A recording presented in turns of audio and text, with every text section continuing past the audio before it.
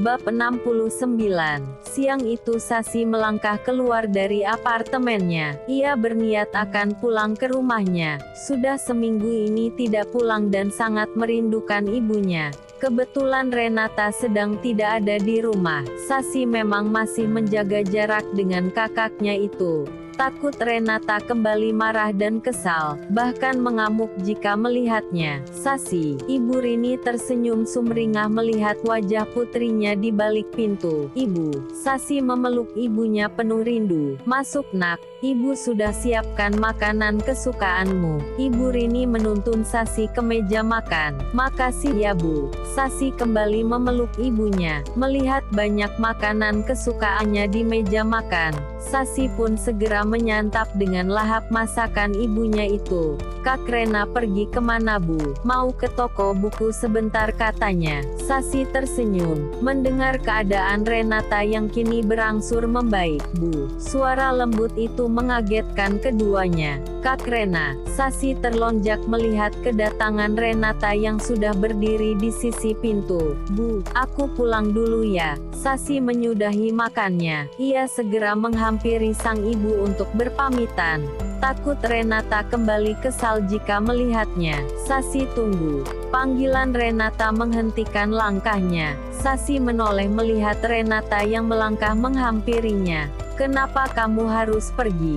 Tanyanya menatap Sasi. Aku, ini rumahmu. Kenapa kamu harus tinggal di tempat lain? Aku takut kehadiranku akan mengganggu kakak. Balasnya seraya tertunduk. Mana mungkin aku terganggu dengan kehadiran adikku sendiri. Ucapan Renata spontan membuat Sasi mendongakkan wajahnya. Kak Rena mengizinkan aku tinggal di sini. Menatap Renata tidak percaya. Renata mengangguk. Mana mungkin aku tidak mengizinkan adikku tinggal bersama. Bu, Sasi melirik sang ibu yang juga tersenyum lega mendengar ucapan Renata. Kita tinggal sama-sama lagi, sambung Renata. Sasi tidak dapat lagi menyembunyikan raut bahagianya. Dengan penuh haru ia memeluk Renata. Terima kasih ya kak, aku sayang kakak, ujar Sasi air mata bahagianya lolos gitu saja.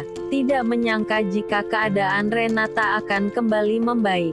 Tidak lagi membencinya. Ponsel Sasi berdering. Ia melepas peluknya bergegas mengangkat panggilan dari Elkan. Sasi kamu di mana? Aku di depan apartemenmu, ujar Elkan yang terdengar khawatir tidak mendapati Sasi di apartemen. Aku sedang ada di luar, tapi aku akan ke sana sebentar lagi. Sasi menutup teleponnya. Dari Elkan, tanya Renata. Sasi mengangguk. Ya aku akan mengemasi pakaianku di apartemen, jawabnya dengan bola mata berbinar senang. Ya sudah ibu akan memasak makanan kesukaan kalian untuk makan malam. Ibu Rini pun tidak dapat menutupi raut bahagianya. Dua putrinya kini sudah berbaikan.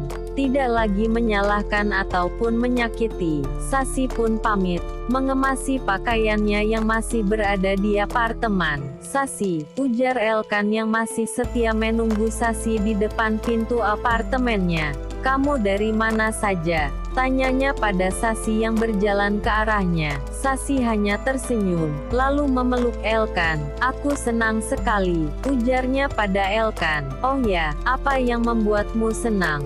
Kak Rena memintaku kembali tinggal bersamanya. Elkan mengendurkan peluknya. Kamu serius? Menatapnya tidak percaya. Sasi mengangguk pelan, masih dengan senyum sumringah yang terlukis di wajahnya. Ya keadaan Kak Rena sudah membaik, dia menerima kehadiranku lagi. Syukurlah. Elkan pun turut merasa senang mendengar hal itu. Siang itu Elkan membantu Sasi mengemasi pakaiannya dan kembali ke rumahnya. Makan malam sudah siap, ujar Ibu Rini menyajikan banyak makanan kesukaan kedua putrinya itu. Terima kasih ya Bu. Sasi dan Renata tersenyum. Mereka menyantap makan malam bersama penuh dengan kehangatan. Suasana yang sudah lama dirindukan Sasi. Siang itu Ibu Rini mengantar Renata kontrol ke rumah sakit pasca operasi yang dijalaninya. Dokter mengatakan keadaan Renata sudah benar-benar membaik. Ibu Rini pun merasa lega. Begitu juga dengan Renata yang tidak lagi menyesali semuanya. Ia bisa menjalani hari barunya, walau sudah tidak memiliki rahim. Setelah selesai, Renata dan ibunya pun keluar dari ruang pemeriksaan.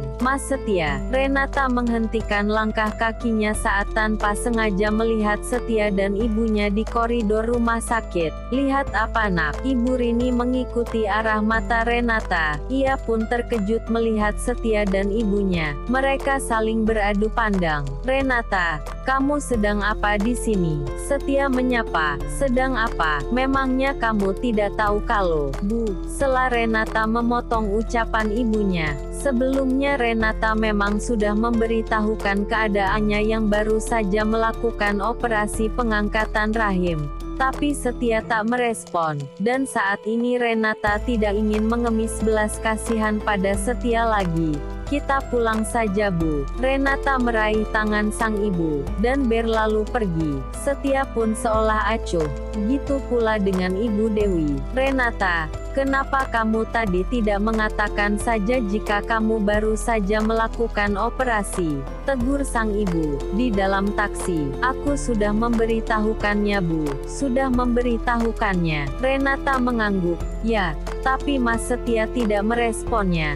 Sudahlah, aku tidak ingin lagi meminta belas kasihnya. Lirih Renata. Sayang, Ibu Rini menyandarkan kepala Renata di bahunya. Ibu yakin kamu akan mendapat pria yang lebih baik darinya. Sambungnya, mengusap sulu rambut Renata penuh kasih. Sudah baikan Kak? Tanya Sasi setibanya mereka di rumah. Sudah. Renata tersenyum duduk di samping adiknya itu. Syukurlah. Sasi tersenyum lega. Sasi, boleh tidak aku pegang perutmu? Ujar Renata. Fokus menatap perut sang adik yang tampak membuncit. Tentu boleh Kak. Sasi tersenyum simpul. Renata meletakkan telapak tangannya di perut yang membuncit itu. Sasi dia bergerak. Serunya antusias, saat sang jabang bayi itu menggeliat, seolah merasakan sentuhannya. Iya Kak, dia bergerak, dia senang disentuh Kakak, balas Sasi. Sasi kamu belum kontrol kandungan lagi ya? Ibu Rini menghampiri kedua putrinya di ruang keluarga. Bagaimana kalau besok kamu kontrol? Ibu temani. Aku mau ikut Bu. Pinta Renata antusias. Tidak apa-apa kan kalau kakak temani kamu kontrol kandungan juga? Tanyanya pada Sasi. Tidak apa-apa Kak, justru aku senang. Sasi kembali tersenyum sumringah. Hubungannya dengan sang kakak kian terasa hangat. Keesokan harinya, Sasi pergi ke rumah sakit untuk mengontrol kandungnya dengan sang ibu dan Renata. Perasaan bahagianya saat ini benar-benar tak tergambar. Hubungan dengan sang kakak yang sempat retak cukup lama kini kembali menghangat. Sasi pun tidak lagi merasa sedih karena harus kontrol kandungan seorang diri. Tidak berapa lama Sasi masuk ke ruang pemeriksaan. Sang ibu dan Renata tampak antusias dan bahagia melihat gambaran sang jabang bayi di layar USG. Sang dokter pun mengatakan jika keadaan sang jabang bayi sangat baik, melengkapi kebahagiaan mereka. Setelah pemeriksaan selesai, mereka pun keluar dari ruang pemeriksaan. Renata, panggil seseorang. Daniel. Renata menoleh melihat Daniel menyusul langkahnya yang hendak keluar dari rumah sakit. Kenapa kamu ada di sini? Tanyanya. Tak dipungkiri Daniel terlihat gitu berkarisma dengan jas putih yang dikenakannya. Aku sedang ada praktik di sini. Kamu nanti malam ada acara. Acara? Renata mengernyitkan dahinya. Sedikit gugup melihat Sasi dan ibunya yang senyum-senyum ke arahnya. Ya aku ingin mengajakmu makan malam. Ajak Daniel.